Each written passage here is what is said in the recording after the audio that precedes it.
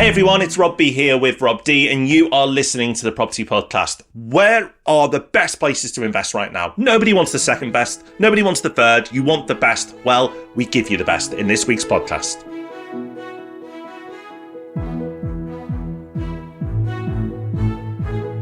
Yes, welcome to the Property Podcast. Thank you for joining us. In case you don't know, we run a company that buys more than £100 million worth of property every year. You can find out about that at propertyhub.net/invest.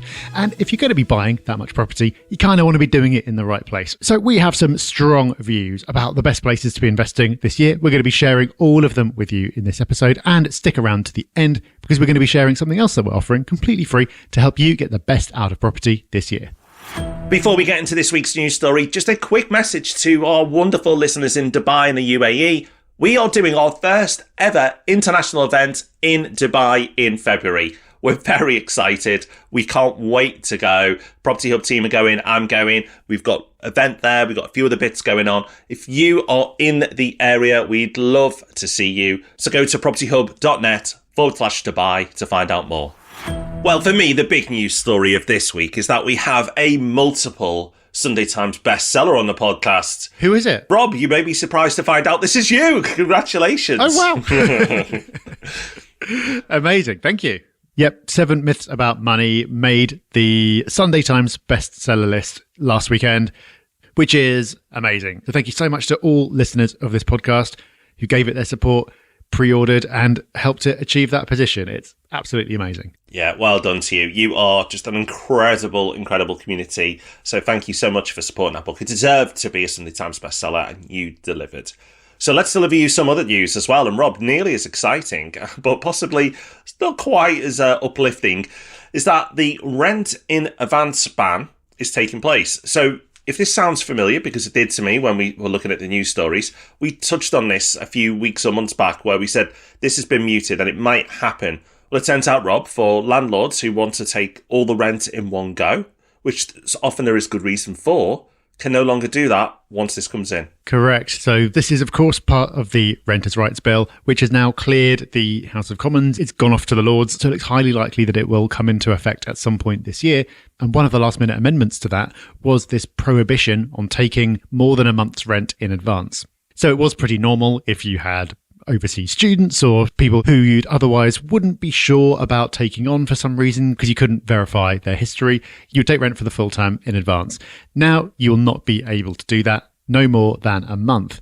But also, because of the way this has been drafted, as I understand it, you now can't take any rent until the tenancy agreement has been signed by both parties.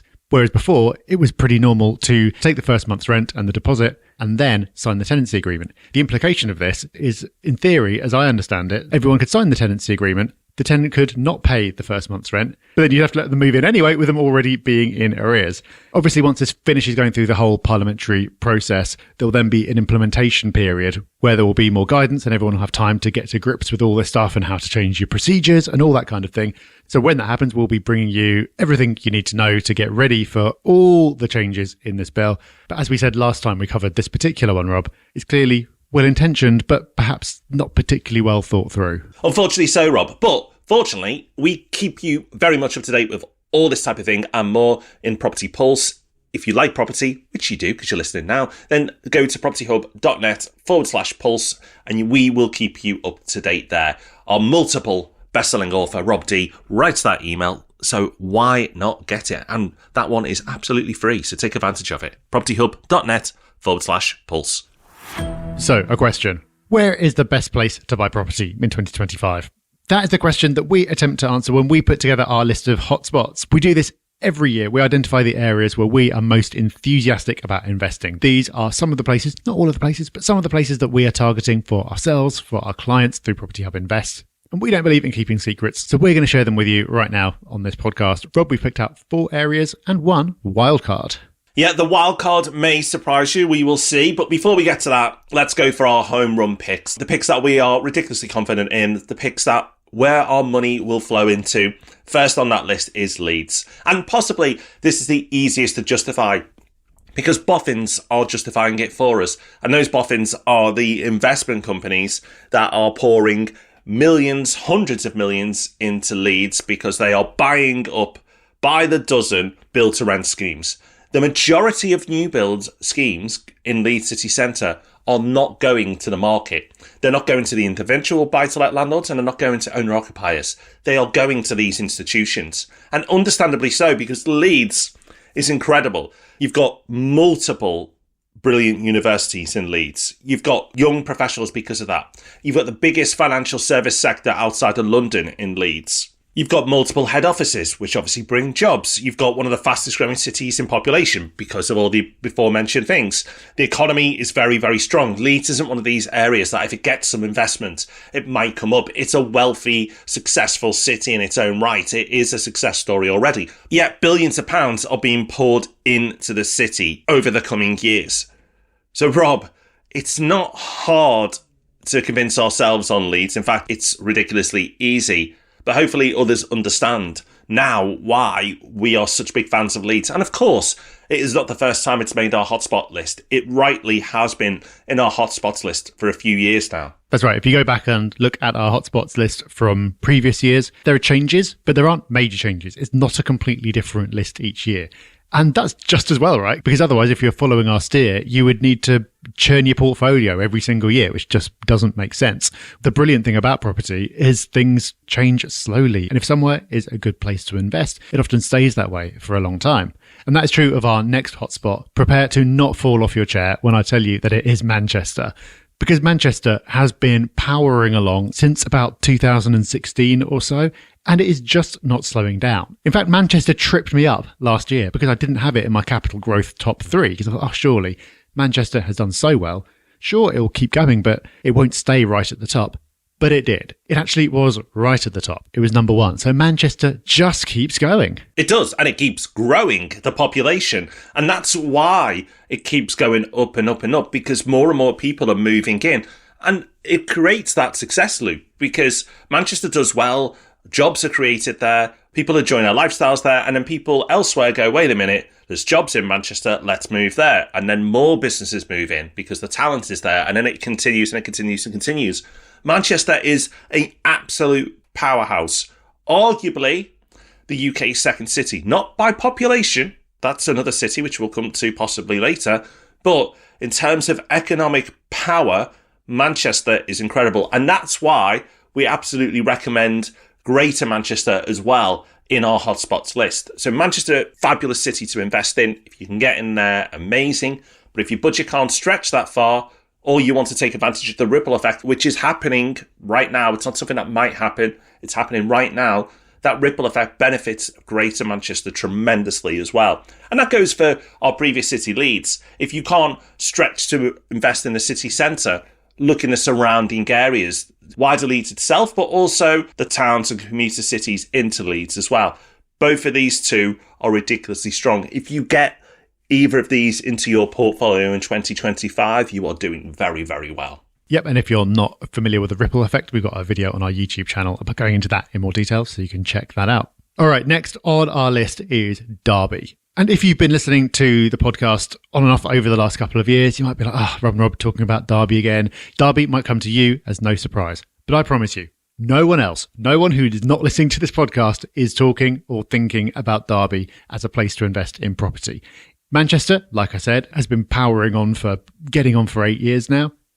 Derby is much earlier. Derby's story is really just starting, but Derby is also much smaller, which means that the projects that are going on there now, the development that is taking place, really have a disproportionately large impact on the city. And what you've got going on in Derby is a few different things that all fit together to make it as compelling as it is. So you've got the fundamentals, which is its location, its transport links, its major employers. Then you've got the investment that's going in. Loads of regeneration happening in the city centre to turn it from somewhere that you pop into the shops to somewhere that people actually live and hang out. Very much like a mini Manchester in that regard. And then you've got the third part, the supply and demand imbalance, where you've got all these people, the young professionals who come in to work for these big employers who are attracted to the city centre, and there's just this dramatic undersupply of high quality rental property. That, Rob, is a thesis that we and some of our investors have been taking advantage of for a couple of years now. Yeah, Derby's easy for us to pick. Although other people aren't talking about it, there's just such strength there. When you see really high wages, but then you also see really low property prices, the two normally don't go together. So then it becomes this obvious opportunity that's there in plain sight that others can't see. So there is so much investment going on. There's so much there. But just the simple fact that wages are in the top 10 in the UK, but property prices are nowhere near the top 10 in the UK, probably nowhere near the top 50, maybe not top 100. Like, that's how far away it is. So you've got this disparity taking place, which creates huge opportunity for future price uplift. We are big fans of Derby. Not too far away down the road is our next hotspot, which is Birmingham. So Birmingham is another easy one. So by population, it is the second city in the UK. And Birmingham has had lots of money pumped into it. It's still getting HS2. It's one of those few places that can still say, yeah, we've still got it. So it will absolutely benefit from HS2. And the rental market has been super strong over the last few years. And rents have been on the up and up. And I know they have around the UK. But interestingly, with Birmingham, rents are behind Manchester, and quite significantly so. So we still feel rental growth there could kick on even further and eventually start to catch Manchester up, which, if that takes place, that will drive prices up as well. Now, remember, this is Birmingham we're talking about, but also the surrounding areas. So you've got lots of commuting towns and cities into Birmingham, where if your budget is a little lower, then this is a great opportunity to benefit from Birmingham's ripple effect. So places like Walsall, Wolverhampton, Dudley, a lot of those areas are seeing regeneration themselves, but will massively benefit from the kick on in Birmingham. And when HS2 is finally delivered into Birmingham, I don't think it would like to market itself this way, but it becomes a satellite city for London. In fact, you can get from Birmingham to London faster than getting across parts of London. So that's how well connected and how fast the transport links will be. So that's huge benefit as well. I think it's really interesting in the city centre that there isn't a lot of high-end stock in Birmingham. There's a lot of middle of the row, but where Manchester has done very well over the last few years is it's built a high-end product, and that high-end product has been snapped up. People have absolutely loved it. Surprisingly so, in a much bigger way than probably anyone had predicted. And again, that's drawn more people into the city. That's not really started to happen with Birmingham yet, but I think it will. I think it's a few years behind Manchester in a few different ways. And because of that, I believe it creates an interesting investment opportunity. So ridiculously strong fundamentals, but possibly underpriced on both rentals and house prices. So therefore, opportunity and a strong hotspot. Okay, Rob, I think those were strong pitches. I feel confident about our hotspots for this year. But let's move on to our wildcard. And this one is pretty wild, especially if you've listened to the podcast for a while, where this has almost been the butt of our jokes. This is somewhere that has not done well as an investment location.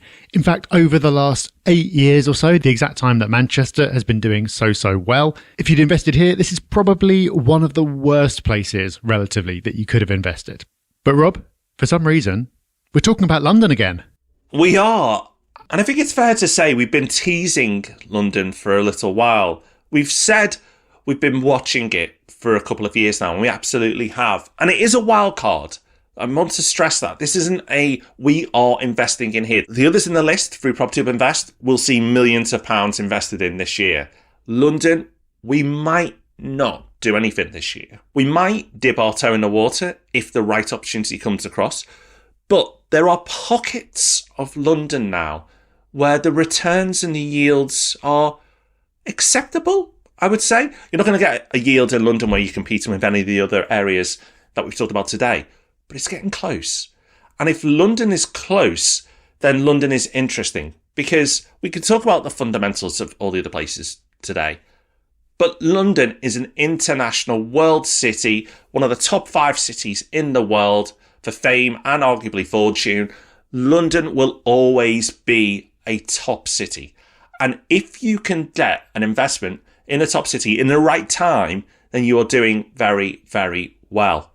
London obviously isn't accessible for all people who listen to this podcast, but very much is for others.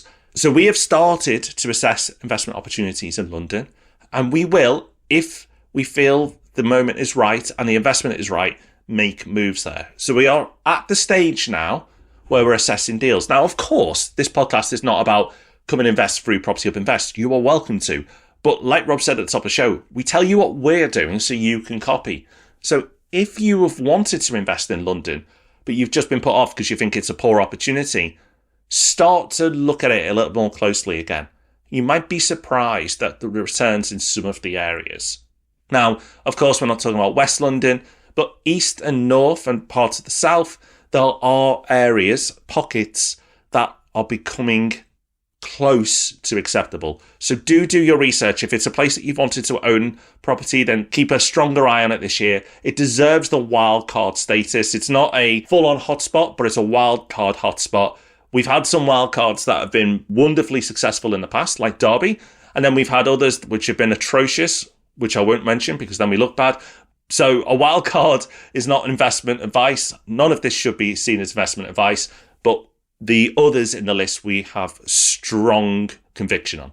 Yeah, the interesting thing about London for me is that it's an area that some people, because of its status, its prestige, or even just the fact that it's nearer to where many investors live in the southeast, a lot of people are just drawn to it and want London to work. And in recent years, it just hasn't.